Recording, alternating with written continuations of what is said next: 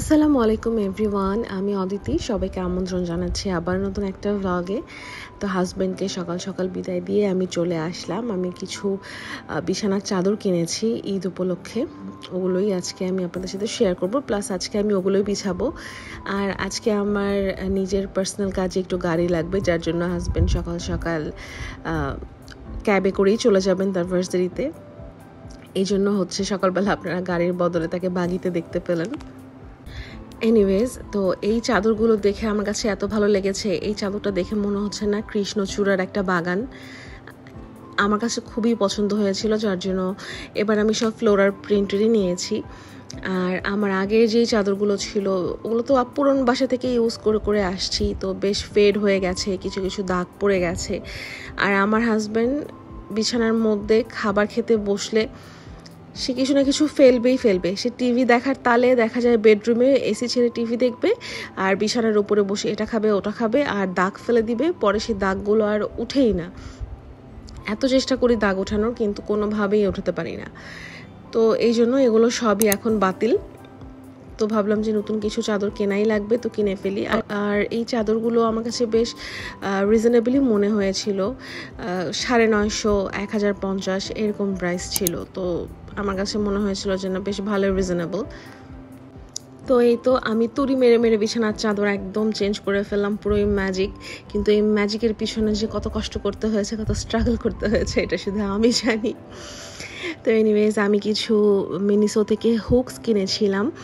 আর যেহেতু ড্রিল করাকরির প্রশ্নই আসে না বাসা বাড়িতে, কারণ ড্রিল করলে দেখা যায় যে অনেক ড্যামেজ হয় আর দেখতেও সুন্দর লাগে না, যার জন্য আমি এই হ্যাঙ্গিং পারপাসে হচ্ছে এই হুকসগুলো কিনে নিয়ে এসেছিলাম।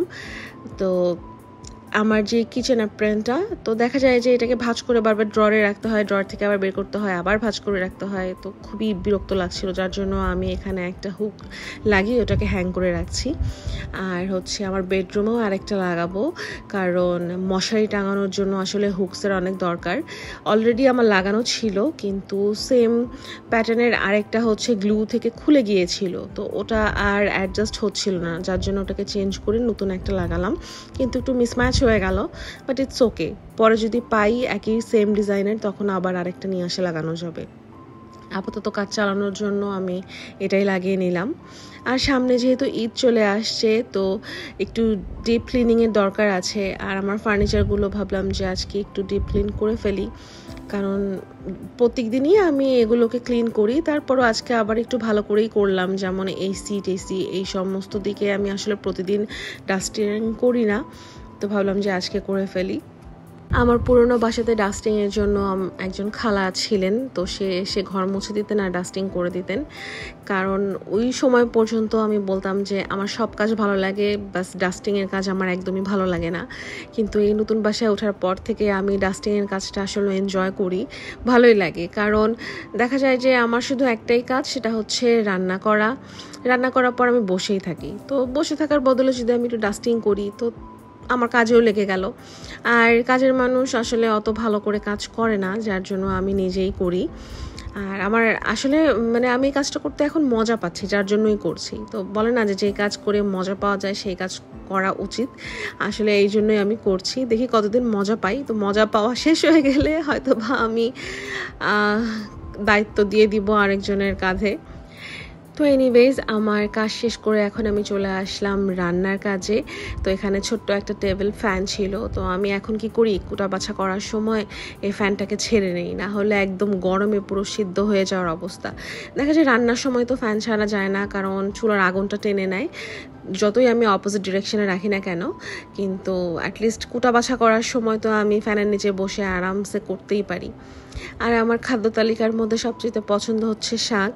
তো আমার হাজব্যান্ড যেহেতু সে জিম করেন, তো তার প্রোটিনের দরকার আছে, এবং সে অ্যানিম্যাল প্রোটিনই বেশি প্রেফার করেন প্ল্যান্ট বেসড প্রোটিনের থেকে। কিন্তু আমার প্ল্যান্ট প্রোটিনই সবচেয়ে বেশি ভালো লাগে, যার জন্য আমি আসলে প্ল্যান্টস থেকেই যে সমস্ত প্রোটিন পাওয়া যায় ওগুলো আমি নেওয়ার চেষ্টা করি। আর ফাইবারের জন্য তো ভেজিটেবল তো মাস্ট। তো আমার দেখা দেখি সে এখন সবজি খাওয়া শুরু করে দিয়েছে, শাক তার পছন্দ হয়ে গিয়েছে।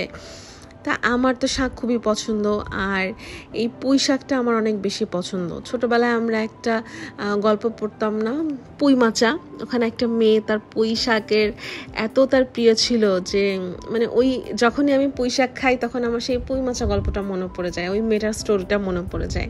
আমি জানি না এখনও কাদের এই গল্পটা মনে আছে, আমারও পুরোটা মনে নাই, কিন্তু মানে এটুকু মনে আছে যে মেয়েটা এই পুঁই শাকের অনেক বেশি ফ্যান ছিল। তো এনিওয়েজ, ঈদের ছুটি শুরু হয়ে গেছে আর আমার হাজব্যান্ড এখন বাসায়। তো এখন আমার রান্নার ধুমও আসলে পড়ে গেছে, কারণ তার পছন্দের খাবার এখন আমি রান্না করে দিচ্ছি। আসলে আমারই পছন্দের খাবার যেগুলো এখন তার পছন্দ হয়ে গেছে সেগুলোই আর কি রান্না চলছে। তো অনেক রান্নাই হয়েছিল আজ, যার মধ্যে শুধু আমি পুঁই শাকটাই দেখালাম, কারণ পুঁই শাকটা আসলে আমার খুব ভালো লাগে, এই জন্যই আমি এই পুঁই শাকটাই দেখালাম। তো আজকের মেনুতে ছিল চিংড়ি মাছ দিয়ে পুঁই শাক রান্না, তারপরে ঢ্যাঁড়স ভাজি, তারপরে হচ্ছে চিংড়ি মাছ দিয়ে লতি রান্না, আর ওই যে আমি একদিন চাল কুমড়া দিয়ে মুরগি রান্না করেছিলাম, ওটা খেয়ে তার এতই ভালো লেগে গিয়েছিল যে সে আবার ডিমান্ড করে বসেছেন যে চাল কুমড়া দিয়ে মুরগি রান্না করতে, যার জন্য এই যে আমি আবারও চাল কুমড়া দিয়ে মুরগি রান্না করেছিলাম।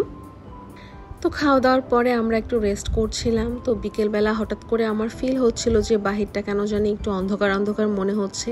তো আমি উঠে এসে চারিপাশটা একটু দেখছিলাম, তো দেখলাম যে না, বাহিরে অনেক মেঘ করে আছে আর বাহিরে কাপড়ও মেলা ছিল।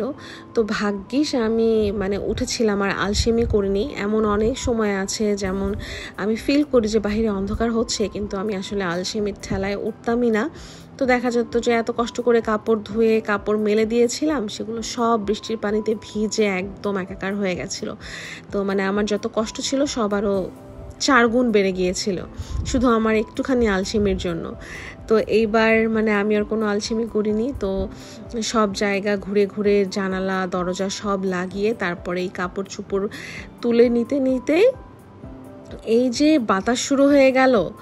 মানে আমি কিছুক্ষণ বসেছিলাম, যে ভেবেছিলাম যে আমার এই বাসার বারান্দাতে না দেখা যায় যে বৃষ্টি জোরে হলেও অত বেশি পানি আসে না, হয়তোবা বৃষ্টির ঝাপটাটা অন্যদিকে থাকে, এই জন্য হয়তোবা আমার বারান্দায় অত বেশি পানি ঢোকে না। তো আমি ভেবেছিলাম এবারও হবে না, কিন্তু এই যে দেখেন পুরো বারান্দা ভিজে শেষ। তো ভাগ্যিস কাপড়গুলো তুলেছিলাম, না হলে আমার অবস্থা খুবই খারাপ হয়ে যেত। তো যাই হোক, কাপড় চোপড় তুলে বৃষ্টি দেখে এর মধ্যে আবার ইলেকট্রিসিটিও চলে গিয়েছিল। তো এখন আমার জানি কেমন লাগছিল, কিছু খেতে ইচ্ছা হচ্ছিল। তো ভাবলাম যে ফ্রিজে তো ডার্ক চকলেট ছিল, আর আমি আমার এই মানে মডার্ন কুপি অথবা হারিকেন যাই বলেন, এই গ্লোয়িং ডাকটাকে নিয়ে আমি ফ্রিজ থেকে খুঁজে এই চকলেটটা বের করে এখন আমি আমার চকলেটটা একটু খাবো। আর এই চকলেটটা খুবই মজা, যারা ডার্ক চকলেট পছন্দ করেন একবার হলেও এটা ট্রাই করে দেখতে পারেন, খুবই মজা। আর আমার এখন এমন হয়ে গেছে যে ডার্ক চকলেট খেতে খেতে এখন আর নর্মাল চকলেট আমি খেতে পারি না, খুব বেশি মিষ্টি লাগে আমার কাছে। তো এনিওয়েজ, তো এর মধ্যে আমাদের ইলেকট্রিসিটিও চলে আসছে। আসলে বুঝি না ইলেকট্রিসিটি আসছে নাকি জেনারেটর চলছে, কিছুই বোঝা যায় না। তো রান্নাঘরে এসে হচ্ছে দুপুরে থালা বাসন খাওয়া দাওয়ার পরে যেগুলো ধোয়া হয়েছিল সেগুলোকে আমি আবার মুছে নিচ্ছি।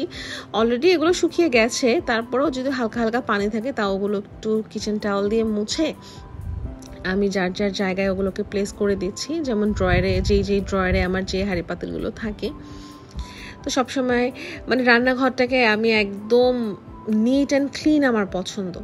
অনেকে থাকে না যে ঠিক আছে একটু আলসেমি করে এইটা করব না ওইটা করব না, কিন্তু আমার রান্নাঘরের ক্ষেত্রে কোনো আলসেমি নেই। আমার রান্নাঘর মানে সব সময় একদম নিট অ্যান্ড ক্লিন থাকা লাগবে। এটা আমার একটা চোখের শান্তি, বা এটা আমার একটা সূচিবাই রোগ, যাই বলেন না কেন বলতে পারেন। মানে আমার কাছে খুবই ভালো লাগে যতবার আমি রান্নাঘরে আসব, লাইটটা দিব, সব কিছু একদম পরিষ্কার থাকবে, একদম ফাঁকা থাকবে। অনেকে ডেকোরেশন পারপাসে রান্নাঘরে কাউন্টার টপটা একটু বেশি মানে ডেকোরেট করে ফেলেন, কিন্তু মানে আমার কাছে কাউন্টার টপটা যত বেশি ফাঁকা থাকে আমার কাছে তত বেশি ভালো লাগে, কেন জানো। তো এনিওয়েজ, এই ছিল আমার আজকের ভ্লগ ভালো লাগলে অবশ্যই like, comment, share and subscribe করতে ভুলবেন না। দেখা হবে অন্য একটা ভ্লগে ইনশাল্লাহ। টিল দেন, টেক কেয়ার, আল্লাহ হাফেজ।